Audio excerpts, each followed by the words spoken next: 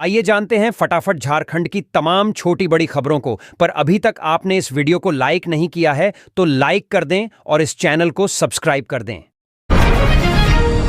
Sarna code और 1932 खतियान को लेकर कल्पना सोरेन का केंद्र को खुला चैलेंज। डबल इंजन की सरकार ने राज्य को खोखला कर दिया है। राज्य की संपत्ति को भाजपा शासित राज्यों में भेजकर बर्बाद कर दिया है। यहां के स्कूल बंद कर दिए गए हैं और यहां के बच्चों को शिक्षा से दूर रखा गया है। ये सारी बातें गांडेय विधायक कल्पना सोरेन ने कर्रा में आयोजित चुनावी सभा को संबोधित करते हुए कही। कल्पना सोरेन ने रघुवर सरकार के साथ साथ मोदी सरकार पर भी जमकर हमला बोला। कल्पना सोरेन ने केंद्र को चुनौती देते हुए कहा कि अगर केंद्र सरकार में हिम्मत है तो सरना धर्म कोड पारित करे, अगर उनमें हिम्मत है तो 1932 का खतियान पारित करे। कल्पना सोरेन तोरपा और खूंटी प्रत्याशियों के पक्ष में वोट की अपील करने कर्रा प्रखंड क्षेत्र के झलटंडा बाजार टांड में आयोजित चुनावी सभा को संबोधित करने आई थीं। बाजार टांड में आयोजित सभा में पहुंचे बाजार वासियों और ग्रामीणों को संबोधित करते हुए कल्पना सोरेन ने कहा कि जिस तरह लोकसभा चुनाव में गठबंधन को समर्थन देकर कालीचरण को सांसद बनाया था, उसी तरह झारखंड में हेमंत की सरकार बनाने में अपना समर्थन दें ताकि हेमंत सरकार झारखंड का विकास करती रहे। गांडेय विधायक कल्पना सोरेन ने कहा कि झारखंड के आदिवासियों की अस्मिता और पहचान बनाने का काम शुरू हुआ था, लेकिन केंद्र ने हेमंत को कई चुनौतियां दीं। इसके बावजूद हेमंत ने हिम्मत नहीं हारी और राज्य के विकास के लिए काम करते रहे। सरना धर्म कोड कैबिनेट से पास हुआ, लेकिन केंद्र सरकार ने इस पर ब्रेक लगा दिया। उन्होंने राज्य की रघुवर सरकार पर आरोप लगाते हुए कहा कि झारखंड का पैसा भाजपा शासित राज्यों को देकर खजाना खाली कर दिया गया। कल्पना सोरेन ने कहा कि महागठबंधन सरकार ने सरना धर्म कोड को विधानसभा से पास कराया, लेकिन केंद्र सरकार ने इसे रोक दिया। केंद्र सरकार के ढोंगी इस पर ब्रेक लगा देते हैं और हमें आदिवासी नहीं कहते, बल्कि ये लोग हमें वनवासी कहते हैं। जो आदिवासी शब्द से नफरत करते हैं वो हमें वनवासी कहते हैं। जो आदिवासियों से नफरत करते हैं ऐसे लोग आदिवासियों की पहचान बचाने की बात करते हैं। उन्होंने कहा कि अगर केंद्र सरकार में हिम्मत है तो सरना धर्म कोड पारित करें, अगर उनमें हिम्मत है तो 1932 का खतियान पारित करें। उन्होंने कहा कि हेमंत सोरेन झारखंड के बच्चों को शिक्षित करना चाहते हैं ताकि वे अपने अधिकारों की लड़ाई में हेमंत का मानसिक रूप से साथ दे सकें। झारखंड विधानसभा चुनाव 2024 के लिए पीएम मोदी से लेकर राहुल गांधी तक की होगी चुनावी सभा। छठ महापर्व के समापन के साथ ही झारखंड में चुनाव प्रचार जोर पकड़ेगा। 13 नवंबर को पहले चरण के चुनाव को लेकर प्रधानमंत्री नरेंद्र मोदी से लेकर राहुल गांधी तक की चुनावी सभा होने वाली है। 8 नवंबर को कांग्रेस नेता राहुल गांधी सिमडेगा और लोहरदगा में चुनावी सभा करने वाले हैं। प्रदेश कांग्रेस महासचिव राकेश सिन्हा ने बताया कि दोनों स्थानों पर राहुल गांधी की चुनावी सभा होगी, जिसमें इंडिया गठबंधन के प्रत्याशियों के पक्ष में भी जनता से मत देने की अपील करेंगे। इसके अलावा आने वाले समय में प्रियंका गांधी से लेकर कांग्रेस के कई बड़े नेता झारखंड दौरे पर आने वाले हैं। अब तक कांग्रेस अध्यक्ष मल्लिकार्जुन खड़गे सहित कई बड़े नेताओं की चुनावी सभा हो चुकी है। आने वाले समय में कुछ और नेताओं की चुनावी सभा आयोजित की जाएगी, जिसके लिए प्रदेश कांग्रेस की ओर से प्रियंका गांधी सहित कई नेताओं को आमंत्रित किया गया है। विधानसभा चुनाव को लेकर प्रधानमंत्री नरेंद्र मोदी दूसरी बार 10 नवंबर को चुनाव प्रचार के लिए झारखंड आने वाले हैं। इस दौरान प्रधानमंत्री नरेंद्र मोदी भाजपा प्रत्याशी सीपी सिंह के समर्थन में रोड शो भी करने वाले हैं। या रोड शो ओटीसी ग्राउंड से न्यू मार्केट चौक तक होने की संभावना है। इसके अलावा पीएम मोदी की चुनावी सभा चंदनकियारी और गुमला में होगा।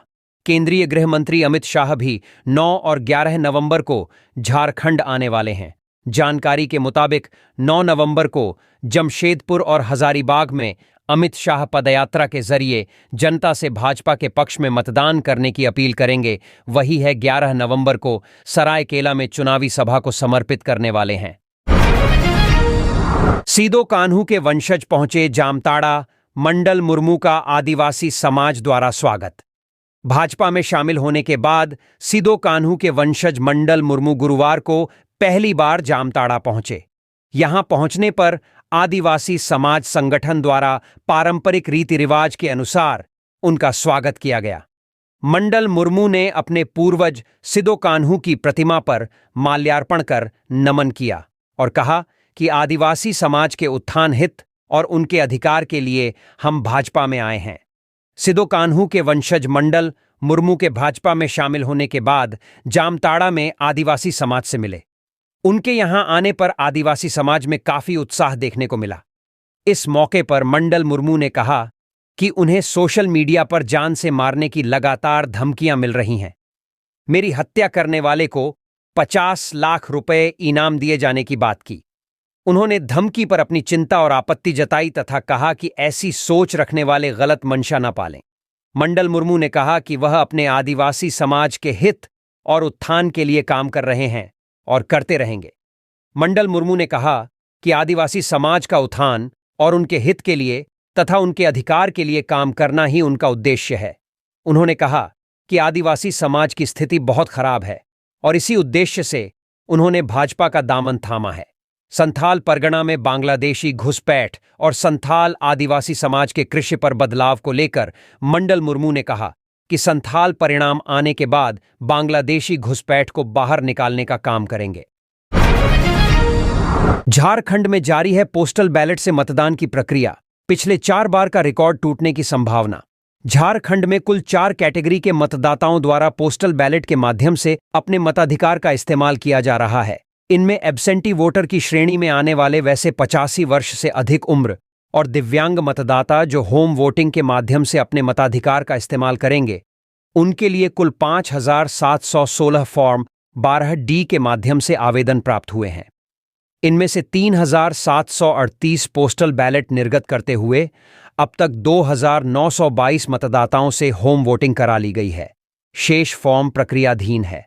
वहीं अनिवार्य सेवाओं से जुड़े मतदाताओं के अब तक कुल 8,812 फॉर्म 12D प्राप्त हुए हैं, जिसमें 2,888 पोस्टल बैलेट निर्गत करने के उपरांत अब तक 460 मतदाताओं ने पोस्टल बैलेट के माध्यम से अपना मताधिकार का इस्तेमाल कर लिया है। चुनाव कार्य में ड्यूटी कर रहे कर्मियों को कुल 2,02,271 फॉर्म 12 प्राप्त हुए, जिनमें से 1,13,588 पोस्टल बैलेट निर्गत किए गए हैं। 52,186 मतदाताओं ने अपने मताधिकार का इस्तेमाल कर लिया है, शेष प्रक्रियाधीन हैं। वहीं सर्विस वोटर के रूप में कुल 44,015 मतदाता चिन्हित हैं, जिनको वोटिंग के लिए इलेक्ट्रॉनिकली पोस्टल बैलेट ट्रांसमिट कर दिया गया है। अब तक पोस्टल बैलेट से मतदान के लिए कुल 2,60,814 आवेदन प्राप्त हो चुके हैं। पोस्टल बैलेट से मतदान की प्रक्रिया जारी है। मुख्य निर्वाचन पदाधिकारी के रवि कुमार ने गुरुवार को पोस्टल बैलेट से चल रही मतदान प्रक्रिया की ऑनलाइन समीक्षा की। उन्होंने कहा कि सभी जिलों में पोस्टल बैलेट से मतदान की प्रक्रिया चल रही है। प्रथम चरण के मतदान के लिए होम वोटिंग और अनिवार्य सेवाओं से जुड़े मतदाताओं के पोस्टल बैलेट से मतदान के लिए 10 नवंबर अंतिम तिथि निर्धारित है। मतदान कार्य में लगे मतदाताओं के लिए 11 नवंबर और बचे हुए निर्वाचन कार्य से जुड़े मतदाताओं के लिए 12 नवंबर को अंतिम तिथि निर्धारित की गई है। वहीं दूसरे चरण में होम वोटिंग के लिए 17 नवंबर, अनिवार्य सेवाओं से जुड़े मतदाताओं के लिए 16 नवंबर, मतदान कार्य में लगे मतदाताओं के लिए 18 नवंबर और बचे हुए निर्वाचन कार्य से जुड़े मतदाताओं के लिए 19 नवंबर तक अंतिम तिथि निर्धारित की गई है। इन सभी मतों की गणना 23 नवंबर के दिन एक साथ की जाएगी। झारखंड में 2009 के चुनाव के समय पोस्ट बैलेट से 2,262 वोट डाले गए थे। वर्ष 2014 में 21,675, वर्ष 2019 में 40,918 और 2024 के लोकसभा चुनाव में यह आंकड़ा 1,81,603 था। सीईओ के रवि कुमार ने कहा कि विधानसभा निर्वाचन 2024 में 2 लाख से भी अधिक पोस्टल बैलेट से मतदान होने की संभावना है, जो पूर्व में हुए सभी मतदान से अधिक है। गिरिडीह में गंगा आरती, वाराणसी से आई टीम ने की वंदना। लोक आस्था के महापर्व छठ के अवसर पर गंगा पूजन और आरती का आयोजन किया गया। गुरुवार को अस्ताचलगामी सूर्य को अर्घ्य देने के बाद देवरी प्रखंड के चतरों के बड़का घाट पर इस कार्यक्रम का आयोजन किया गया। यहां उत्तर प्रदेश के वाराणसी से आरती की टीम आई, जिन्होंने यहां पर भव्य गंगा आरती की।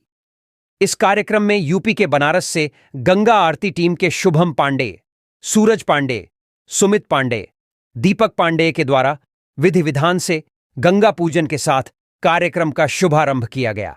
इसके बाद विधिपूर्वक गंगा स्तुति, गंगा आरती, शिव तांडव, मंगलाचरण, शंखनाद व क्षमा प्रार्थना कार्यक्रम किया गया।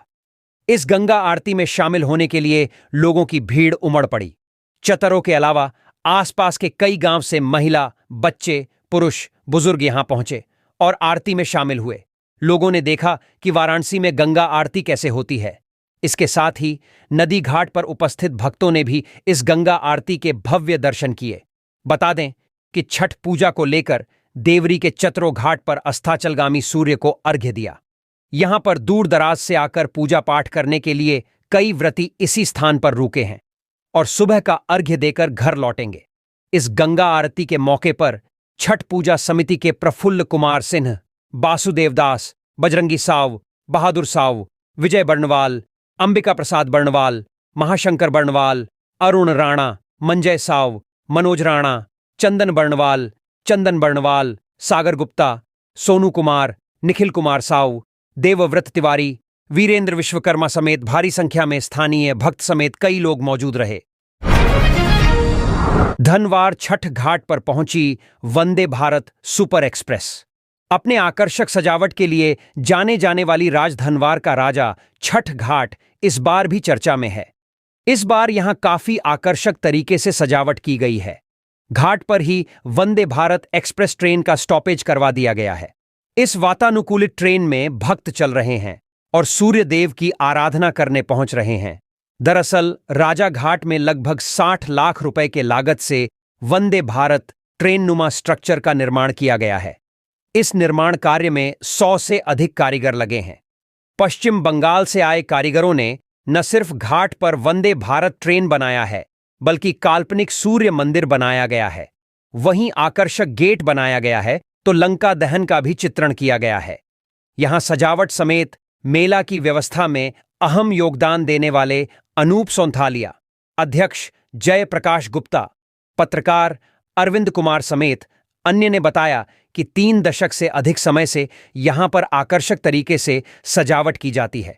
अनूप ने बताया कि यहां 3 दिनों का मेला लगता है, जिसमें हर रोज हजारों की भीड़ उमड़ती है। वहीं यहां पर सुरक्षा का भी पुख्ता इंतजाम किया गया है। डीसी नमन प्रियेश लकड़ा के साथ एसपी बिमल कुमार भी लगातार यहां की व्यवस्था की जानकारी लेते रहे। धनवार थाना प्रभारी सतेंद्र कुमार पाल ने बताया कि सुरक्षा का इंतजाम पूर्व की तरह से इस बार भी की गई है। यहां सादे लिबास में भी जवानों को तैनात किया गया है। कहा कि मेला में शरारती तत्व पर पैनी नजर रहेगी। मान्यों ने अस्ताचलगामी सूर्य को दिया अर्घ्य। गिरिडीह में बाबूलाल सुदिव्य समेत कल्पना पहुंची घाट। गढ़वा में मिथिलेश तो जमशेदपुर में मीरा मुंडा ने दिया अर्घ्य। लोक आस्था का महापर्व छठ का उत्साह चरम पर है। गुरुवार को जिला के सभी छठ घाट में डूबते हुए सूर्य को अर्घ्य दिया गया। दोपहर से ही छठ व्रती घाट पर पहुंचने लगे। सूर्य के अस्त होते होते अर्घ्य देना लोगों ने शुरू किया। इस दौरान भाजपा प्रदेश अध्यक्ष बाबूलाल मरांडी ने धनवार के राजा घाट पहुंचे और छठ महापर्व में शामिल हुए। यहां बाबूलाल मरांडी ने मेले की साज सज्जा को भी देखा तो अनूप सोंथालिया समेत छठ पूजा समिति के अन्य सदस्यों के साथ बात की।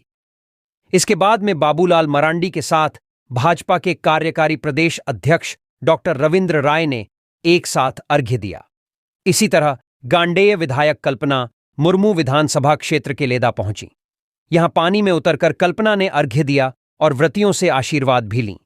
इसी तरह गिरिडीह विधायक सुदिव्य कुमार ने अर्गा घाट व शिवशक्ति घाट में अर्घ्य दिया। इस दौरान इनके द्वारा भी आशीर्वाद लिया गया। वहीं धनवार विधानसभा सीट से निर्दलीय प्रत्याशी निरंजन राय भी अपने गांव के घाट पर पहुंचे। दूसरी ओर गांडेय सीट से भाजपा प्रत्याशी मुनिया देवी भी छठ घाट पर पहुंचकर अस्ताचलगामी सूर्य को अर्घ्य दिया। उन्होंने ने भी छठ व्रतियों से आशीर्वाद लिया। वहीं जमुआ विधायक सह जामुमो नेता मिर्जागंज स्थित जलीय सूर्य मंदिर पहुंचे और व्रतियों से आशीर्वाद लिया। इसी तरह गिरिडीह से भाजपा प्रत्याशी निर्भय शाहबादी, झारखंड लोकतांत्रिक क्रांतिकारी मोर्चा प्रत्याशी नवीन आनंद, जमुआ से भाजपा प्रत्याशी मंजू देवी भी अर्घ्य देने घाट पर पहुंचे। इसी प्रकार जिला के विभिन्न जलाशयों में देर शाम तक अर्घ्य देने का सिलसिला जारी रहा।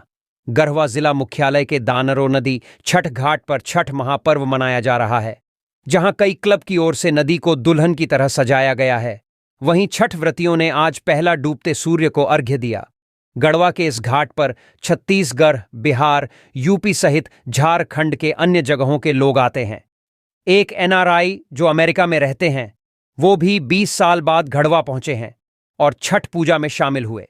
गढ़वा विधानसभा सीट से जेएमएम प्रत्याशी सह मंत्री मिथिलेश ठाकुर के आवास पर भी छठ महापर्व मनाया जा रहा है। गुरुवार को छठ महापर्व लेकर पहला अर्घ्य दिया गया। मंत्री मिथिलेश ठाकुर की बड़ी भाभी पिछले 5 वर्षों से छठ पूजा गढ़वा में ही करती आ रही हैं। मंत्री मिथिलेश ठाकुर ने कहा कि छठ पर्व पर झारखंड सहित पूरे देशवासियों को बधाई है। जमशेदपुर के पोटका विधानसभा सीट से भाजपा प्रत्याशी डॉक्टर मीरा मुंडा ने बागबेड़ा बड़ौदा घाट में अस्ताचलगामी भगवान भास्कर को अर्घ्य दिया। इस दौरान पूर्व केंद्रीय मंत्री अर्जुन मुंडा भी मौजूद रहे। उन्होंने सबकी सुख शांति की कामना की। इसके बाद उन्होंने कई स्थानों में छठ आयोजन समितियों ने प्रत्याशी डॉक्टर मीरा मुंडा और पूर्व केंद्रीय मंत्री का अभिनंदन भी किया और घाट और आसपास के समस्याओं से भी अवगत करवाया गया। सीएम हेमंत सोरेन ने छठ पर नक्षत्रवन तालाब में सूर्य को दिया अर्घ्य, झारखंड के सुख समृद्धि के लिए की प्रार्थना। छठ के मौके पर राजधानी रांची सहित राज्य भर में लाखों श्रद्धालुओं ने अस्ताचलगामी सूर्य को अर्घ्य देकर सुख समृद्धि की कामना की।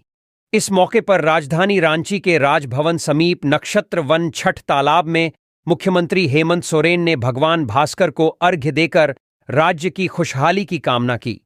उन्होंने कहा कि हम लोग हमेशा भगवान से मांगते ही हैं, उन्हें देने का काम नहीं करते। मैंने छठी मैया से प्रार्थना की है, मुझे इतनी शक्ति दें जो राज्य की जनता के लिए और भी बेहतर ढंग से काम कर सकूं। छठ के मौके पर अस्ताचलगामी सूर्य को अर्घ्य देने के लिए राजधानी रांची के विभिन्न जलाशयों में श्रद्धालुओं की भीड़ उमड़ी रही। सूर्यास्त से ठीक पहले पारंपरिक रूप से भगवान भास्कर को अर्घ्य देने का सिलसिला शुरू हुआ। इस मौके पर रांची एसएसपी चंदन सिन्हा परिवार के साथ छठ करते दिखे। उन्होंने छठी मैया से रांची को अपराध मुक्त बनाने के लिए शक्ति देने की कामना की। इस अवसर पर छठ के पारंपरिक गीतों से गूंजता छठ घाट की रौनक ही कुछ और था। निर्जला व्रत कर रही छठव्रती और उनके परिवार के सदस्य छठ घाट पर आराधना में लगे रहे। छठ ही एक ऐसा पर्व है जिसमें अस्ताचलगामी सूर्य को अर्घ्य देने के साथ साथ उदयकालीन सूर्य को भी अर्घ्य दिया जाता है। धार्मिक आस्था के साथ साथ इसके प्रति समर्पण इस पर्व को महापर्व की संज्ञा दी है।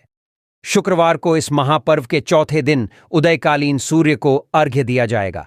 रांची में सूर्योदय सुबह 5:29 पर है। उदयकालीन अर्घ्य के साथ इस पर्व का समापन होगा। इस तरह से छठ व्रतियों का 36 घंटे का निर्जला व्रत पारण के साथ समाप्त होता है। पारण के लिए घर के लोग पवनैतिन के लिए तरह तरह के खाद्य सामग्री तैयार करते हैं। झारखंड विधानसभा चुनाव 2024 में इन सीटों पर रहेगी सबकी नजर। रिजल्ट के बाद भी सालों तक नतीजे किए जाएंगे याद। झारखंड विधानसभा चुनाव 2024 में 81 विधानसभा सीटों के लिए बीजेपी और जामुमो अपने अपने गठबंधन के साथ आमने सामने है। चुनाव प्रचार के दौरान भी एनडीए और इंडिया गठबंधन के प्रत्याशी जमकर एक दूसरे पर निशाना साध रहे हैं। इस रिपोर्ट जानिए झारखंड के उन हॉट सीटों के बारे में जिसकी के रिजल्ट की गर्माहट चुनाव के कई सालों बाद तक रहेगी। झारखंड विधानसभा चुनाव 2024 में कई नेता ऐसे हैं जो अपने गढ़ से चुनाव लड़ रहे हैं, लेकिन फिर भी उन्हें कड़ी टक्कर मिल रही है। ऐसे में अगर रिजल्ट उनके खिलाफ आता है तो उनके साथ पर बट्टा लगना तय है। सीएम हेमंत सोरेन बरहेट विधानसभा सीट से चुनाव लड़ रहे हैं। वे यहां से लगातार 2 बार चुनाव जीत चुके हैं और इस बार हैट्रिक लगाने के लिए मैदान में उतरे हैं। माना जा रहा है कि बरहेट हेमंत के लिए एक सेफ सीट है। हालांकि बीजेपी ने यहां से गमालियल हेम्ब्रम को मैदान में उतारा है। गमालियल पुराने बीजेपी कार्यकर्ता हैं और पार्टी का मानना है कि उनकी युवाओं में अच्छी पकड़ है। ऐसे में वे हेमंत सोरेन को कड़ी चुनौती पेश करेंगे। गमालियन अपने क्षेत्र में पहले से एक्टिव रहे हैं और फुटबॉल मैच कराने के लिए मशहूर हैं। उनके द्वारा कराए गए मैच में कई विदेशी खिलाड़ी भी शामिल होते रहे हैं। ऐसे में अगर गमालियल हेमंत सोरेन को हरा देते हैं तो ये झारखंड विधानसभा चुनाव 2024 में बड़ा उलटफेर माना जाएगा और ये नतीजा सालों तक याद किया जाएगा। गांडेय विधानसभा सीट पर हेमंत सोरेन की पत्नी कल्पना सोरेन चुनाव लड़ रही हैं। जून महीने में ही हुए उपचुनाव में कल्पना सोरेन ने शानदार जीत दर्ज की थी। इसके बाद से ही कल्पना सोरेन अपने क्षेत्र में लगातार एक्टिव रही है, लेकिन इस बार उनका मुकाबला बीजेपी की मुनिया देवी से है। मुनिया देवी 2 बार जिला परिषद की अध्यक्ष रह चुकी हैं। 2010 में इन्हें पीएम भी सम्मानित कर चुके हैं। ये अपने क्षेत्र में लंबे समय से एक्टिव हैं। ऐसे में ये कल्पना को कड़ी टक्कर दे रही हैं। अगर मुनिया देवी जीतती हैं तो कल्पना सोरेन की साख पर बट्टा लगना तय है। हेमंत सोरेन के जेल जाने के बाद झारखंड के सीएम बने चंपाई सोरेन ने उस वक्त पार्टी से बगावत कर दी। जब जेल से वापस आने के बाद एक बार फिर हेमंत सोरेन सीएम बन गए। चंपाई सोरेन जेएमएम छोड़कर बीजेपी में शामिल हो गए और एक बार फिर से सरायकेला सीट से मैदान में हैं। यहां इनका मुकाबला गणेश महली से है। गणेश पहले बीजेपी में थे और हाल में ही इन्होंने जामुमो ज्वाइन किया है। 2019 में गणेश महली में चंपाई सोरेन को कड़ी टक्कर दी थी और चंपाई सोरेन बेहद कम मतों से जीत दर्ज कर पाए थे। ऐसे में अगर चंपाई इस बार हार जाते हैं तो उनकी प्रतिष्ठा धूमिल जरूर होगी। जामताड़ा विधानसभा सीट से सीता सोरेन बीजेपी की उम्मीदवार हैं। सीता ने 2024 के लोकसभा चुनाव में दुमका से किस्मत आजमाई थी, लेकिन उन्हें झामुमो के उम्मीदवार नलिन सोरेन से हार का सामना करना पड़ा। अब वे विधानसभा चुनाव में जामताड़ा से उम्मीदवार हैं। अगर इस बार भी सीता सोरेन को हार का सामना करना पड़ता है तो उनकी साख पर बेहद बुरा असर पड़ सकता है। यहां से इरफान अंसारी लगातार जीत दर्ज करते आ रहे हैं। ऐसे में ये मुकाबला बेहद कड़ा है। जमशेदपुर पश्चिम विधानसभा सीट से जेडीयू प्रत्याशी सरयू राय चुनाव लड़ रहे हैं। पिछली बार इन्होंने जमशेदपुर पूर्वी से चुनाव लड़ा था और तब के सीएम रहे रघुवर दास को हराया था। सरयू राय की ये जीत सालों तक याद की जाएगी क्योंकि उन्होंने सीएम को हराया था, लेकिन इस बार वे जमशेदपुर पश्चिम से चुनाव लड़ रहे हैं। यहां इनका मुकाबला बन्ना गुप्ता से है। बन्ना गुप्ता हेमंत सरकार में स्वास्थ्य मंत्री हैं और अपने क्षेत्र में लगातार एक्टिव भी रहे हैं। ऐसे में इस सीट पर दोनों प्रत्याशियों की साख दांव पर है। सिल्ली विधानसभा सीट पर आजसू नेता सुदेश महतो अपनी किस्मत आजमा रहे हैं। यहां इनका मुकाबला जामुमो के प्रत्याशी अमित महतो से होगा। अमित महतो ने 2015 में जामुमो की टिकट पर सुदेश महतो को हराकर शानदार जीत दर्ज की थी। एक बार फिर वे सुदेश महतो को चुनौती दे रहे हैं। भाजपा ने आदिवासियों का दमन किया, देशद्रोह की एफआईआर करवाई, हेमंत सोरेन का कटाक्ष। खूंटी जिला में हुए पत्थलगड़ी आंदोलन और उसमें देशद्रोह के मामले को लेकर भाजपा पर हेमंत सोरेन ने जोरदार तंज कसा है। सीएम ने मुरहू में आयोजित चुनावी सभा को संबोधित करते हुए उन्होंने कहा कि जिन्होंने अंग्रेजों से आजादी का सबसे पहला बिगुल फूंका, जिस आदिवासी समुदाय ने कभी अंग्रेजों के समक्ष घुटने नहीं टेके, भाजपा ने उसे देशद्रोही बता दिया। देशद्रोह के 11,000 से अधिक मुकदमे दर्ज करवा दिए गए, पूरे के पूरे गांव पर केस कर दिया और मैं जेल में भी डालवा दिया। ऐसा दमन तो अंग्रेजों ने भी कभी नहीं किया, मगर भाजपा ने आदिवासियों और मूलवासियों के साथ झारखंड में ऐसा किया है। खूंटी में गांव के गांव को देशद्रोही बता दिया भाजपा ने और स्थानीय विधायक ने कुछ नहीं किया। यदि भाजपा आज यहां सत्ता में होती तो आज भी हमारे आदिवासी भाई जेल के अंदर होते। हमने सरकार बनाई, हमने पत्थलगड़ी के सभी केस पहली कैबिनेट में वापस किए। सीएनटी एसपीटी के सभी केस हम लोगों ने वापस करने का काम किया था। यहां के मुंडा को गोली मार दी गई थी। उनके परिजनों को हमने नौकरी देने का काम किया ताकि उसका जीवन यापन हो सके। हमें हर हाल में भाजपा से अपने लोगों को बचाना होगा और अपने घर परिवार और अपने रिश्तेदारों को भी बचा के रखना होगा। मुरहू प्रखंड के चमराटोली मैदान में राज्य के सीएम व इंडिया गठबंधन के स्टार प्रचारक हेमंत सोरेन ने केंद्र सरकार और सरकारी एजेंसियों पर जमकर हमला बोला। उन्होंने कहा कि झारखंड में समय से पहले चुनाव कराया जा रहा है। चुनाव के लिए विभिन्न राज्यों से पुलिस फोर्स लाकर यहां भर दी गई है। उन्होंने कहा कि 2-3 दिन पूर्व सिमडेगा में बाहर से आए पुलिस फोर्स देर रात पुलिस कैंप से बाहर निकलकर शहर में घूमते हैं और पूरे शहर में गोलियां चलाते हैं। ये लोग गोलियां चलाकर शहर में दहशत का माहौल कायम रखना चाहते हैं। जगह जगह ईडी और सीबीआई के छापे लगवाए जाते हैं तथा 20-30 लाख रुपए बरामद करते हैं। सरकारी एजेंसियों के माध्यम से ये चुनाव जीतना चाहते हैं। ये लोग आदिवासी, दलित और पिछड़ों के प्रति कोई सहानुभूति नहीं रखते हैं। इनको न रोटी से मतलब है, न बेटी से और न ही माटी से मतलब है। इनको सिर्फ और सिर्फ झारखंड के पैसों और खनिजों से मतलब है। 7-8 महीनों से असम के मुख्यमंत्री झारखंड में मंडरा रहे हैं। हेमंत सोरेन ने कहा कि नॉर्थ ईस्ट के राज्यों में ये लोग किस तरह आदिवासी बहनों के साथ चीरहरण का काम करते हैं। सामूहिक बलात्कार की घटनाएं घटती हैं और वहां की भाजपा शासित सरकार चुप रहती है। इससे पता चलता है कि भाजपा सरकारी एजेंसियों के माध्यम से दहशत फैलाकर चुनाव जीतना चाहती है। सीएम हेमंत सोरेन ने भाजपा पर आक्रामक तेवर दिखाते हुए कहा कि ये लोग रोटी और माटी की बात करते हैं। इनके राज्यों में तो बेटियों का सामूहिक बलात्कार होता है। बलात्कारियों को सजा भी मिलती है, लेकिन वे जेल से छूट कर आते हैं और भाजपा के लिए वोट मांगते हैं। उन्होंने आगे कहा कि ये लोग रोटी, बेटी और माटी की क्या बात करेंगे। नॉर्थ ईस्ट, असम, नागालैंड और मणिपुर जैसे पहाड़ी 7 राज्यों में डेवलपमेंट अथॉरिटी बनाई गई है। उसके चेयरमैन भी यह लोग हैं। लेकिन आप देखिए, मणिपुर जैसे राज्यों में आदिवासी बेटियों के साथ क्या हो रहा है। इस बात को वह लोग झारखंड में आकर क्यों नहीं बताते हैं। मणिपुर में अन्याय और अत्याचार की घटनाएं घट रही हैं और आज तक देश के प्रधानमंत्री और गृहमंत्री वहां आदिवासी बेटियों का हाल जानने नहीं पहुंचे हैं।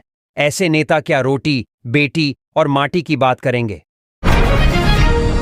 नलिन सोरेन ने कहा, संथाल में कोई घुसपैठ नहीं हुई तो इरफान अंसारी ने भी भाजपा पर साधा निशाना। दुमका के झामुमो सांसद नलिन सोरेन ने कहा है कि संथाल परगना में कोई घुसपैठ नहीं है। यदि है तो इसके लिए केंद्र सरकार जिम्मेदार है। भारतीय जनता पार्टी लगातार हेमंत सरकार पर संथाल परगना और झारखंड में बांग्लादेशी घुसपैठ और डेमोग्राफी चेंज होने को लेकर हमलावर है। इस मुद्दे को लेकर भाजपा लगातार हेमंत सरकार पर प्रहार करती आ रही है। इसी पर पलटवार करते हुए जामताड़ा पहुंचने पर दुमका लोकसभा के सांसद नलिन सोरेन ने कहा कि संथाल परगना में कोई घुसपैठिया नहीं है। सांसद ने कहा कि यदि घुसपैठ हो रही है तो इसकी जिम्मेदार राज्य सरकार नहीं बल्कि केंद्र सरकार है। बॉर्डर सिक्योरिटी फोर्स गृह मंत्री के अधीन है, इसलिए इसकी जिम्मेदारी केंद्र सरकार पर है ना कि राज्य सरकार पर। बरहेट से हेमंत सोरेन भारी मतों से जीतेंगे।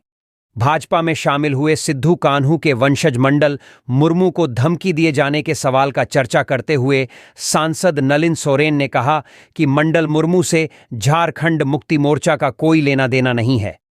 उन्होंने कहा, बरहेट से मुख्यमंत्री हेमंत सोरेन भारी मतों से जीतेंगे और फिर से झारखंड में गठबंधन की सरकार बनेगी। जामताड़ा विधानसभा के इंडिया गठबंधन के प्रत्याशी व ग्रामीण विकास मंत्री इरफान अंसारी ने भी भाजपा पर निशाना साधते हुए कहा कि आने वाली 23 तारीख को चौंकाने वाला परिणाम होगा और संथाल से भाजपा का सफाया हो जाएगा।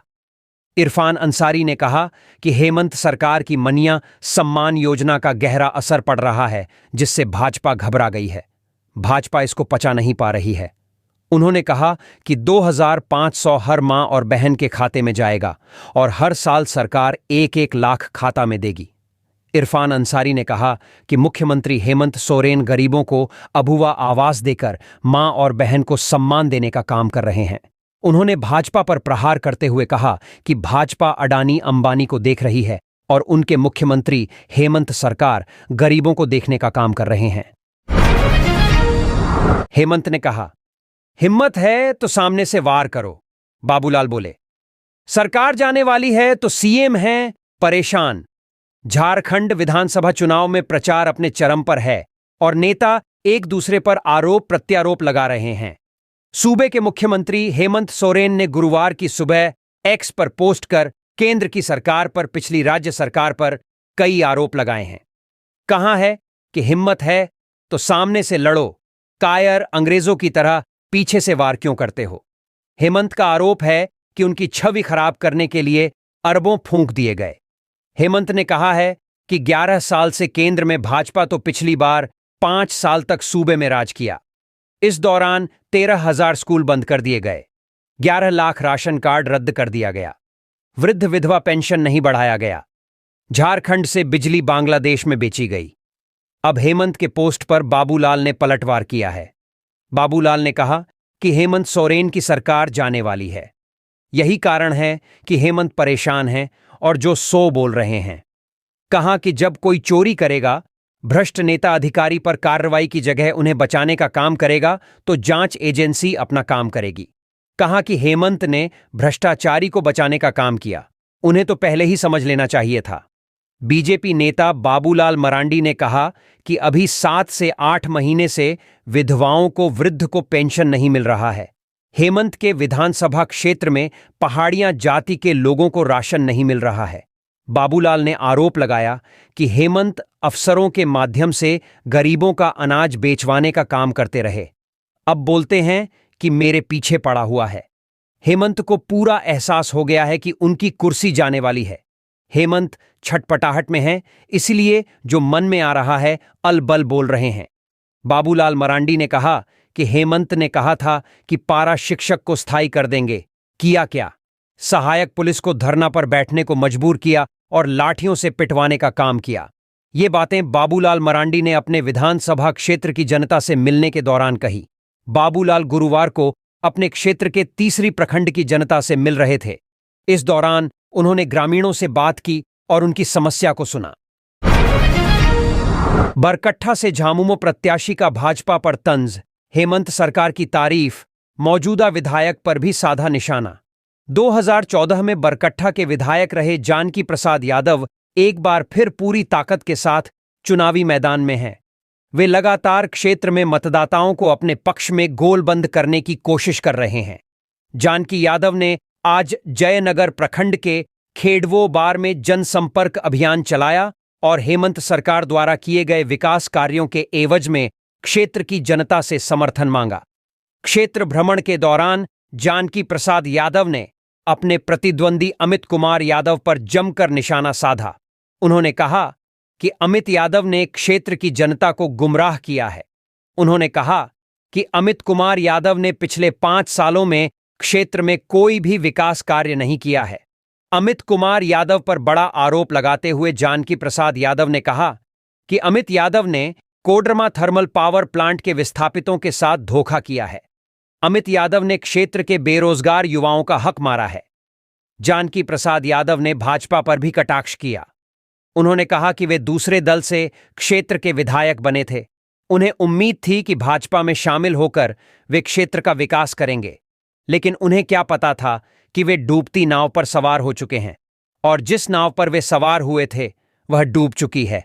इसलिए उन्होंने भाजपा छोड़कर झामुमो का दामन थाम लिया। वे हेमंत सरकार के आदर्शों पर चलते हुए क्षेत्र को विकास के पथ पर ले जाएंगे। जानकी प्रसाद यादव ने कहा कि हेमंत सरकार ने कई ऐसे काम किए हैं जो ऐतिहासिक हैं। उन्होंने कहा कि आज मैया सम्मान योजना, बिजली बिल माफी योजना से सभी को लाभ मिला है, जिसका लाभ उन्हें मिलेगा और एक बार फिर झारखंड में हेमंत सोरेन की सरकार बनेगी। आपको बता दें कि 2014 के विधानसभा चुनाव में भाजपा प्रत्याशी अमित कुमार यादव को हराकर जानकी प्रसाद यादव झाविमो से बरकट्ठा के विधायक बने थे। बाद में झाविमो के भाजपा में विलय के बाद जानकी प्रसाद यादव भाजपा में शामिल हो गए थे। 2019 के विधानसभा चुनाव में भाजपा ने अमित कुमार यादव का टिकट काटकर जानकी यादव को अपना उम्मीदवार बनाया था, लेकिन बरकट्ठा की जनता ने 2019 के विधानसभा चुनाव में भाजपा प्रत्याशी जानकी प्रसाद यादव को नकार दिया और निर्दलीय के तौर पर चुनावी मैदान में खड़े अमित यादव ने जानकी प्रसाद यादव को बुरी तरह हरा दिया। बरकट्ठा क्षेत्र की जनता की बात करें तो क्षेत्र की जनता अमित यादव और जानकी यादव दोनों पर भरोसा करती है। शायद यही वजह है कि क्षेत्र की जनता एक टर्म के लिए अमित कुमार यादव और दूसरे टर्म के लिए जानकी प्रसाद यादव को अपना विधायक चुनती है। लेकिन इस बार 2024 के विधानसभा चुनाव में बरकट्ठा की जनता किस पर अपना भरोसा जताती है, यह तो वक्त ही बताएगा। लेकिन फिलहाल दोनों ही चुनावी मैदान में एक दूसरे को टक्कर देते नजर आ रहे हैं। भाजपा का संकल्प पत्र जुमला। इंडिया ब्लॉक का घोषणा पत्र है गारंटी, बोले गुलाम अहमद मीर। 8 नवंबर को सिमडेगा में राहुल गांधी की चुनावी रैली होने वाली है, जिसकी तैयारियों का जायजा लेने कांग्रेस के प्रदेश प्रभारी गुलाम अहमद मीर और प्रदेश अध्यक्ष केशव महतो कमलेश सिमडेगा पहुंचे। इस दौरान उन्होंने तैयारियों को लेकर समीक्षा बैठक की, जिसमें जिले के दोनों विधानसभा क्षेत्रों के विधायक समेत कई कांग्रेस नेता और कार्यकर्ता मौजूद रहे। इसके बाद उन्होंने गांधी मैदान कार्यक्रम स्थल जाकर निरीक्षण किया।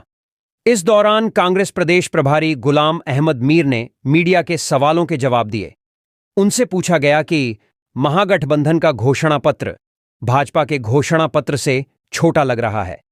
इस पर गुलाम अहमद मीर ने भाजपा के घोषणा पत्र को जुमला बताया, जबकि महागठबंधन द्वारा जारी घोषणा पत्र को गारंटी करार दिया है। उन्होंने कर्नाटक, तेलंगाना और हिमाचल का उदाहरण दिया। इसके अलावा उनसे पूछा गया कि क्या केंद्र की भाजपा सरकार घुसपैठियों और बांग्लादेशियों, रोहिंग्याओं की पहचान कर उन्हें देश से बाहर भेजती है, तो क्या कांग्रेस पार्टी इस फैसले में केंद्र सरकार का साथ देगी या पहले की तरह इन मुद्दों का राजनीतिकरण करेगी?